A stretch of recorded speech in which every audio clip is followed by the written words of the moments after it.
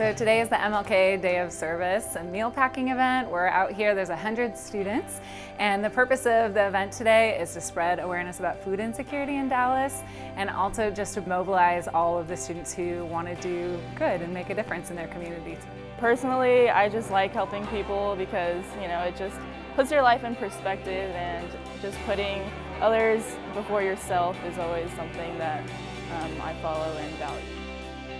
This volunteering meant a lot for me personally, just because I know that if we had the time and opportunity to help people out who are less fortunate than ourselves, then we should do so, and that's why I thought this was a great event for us to come out to.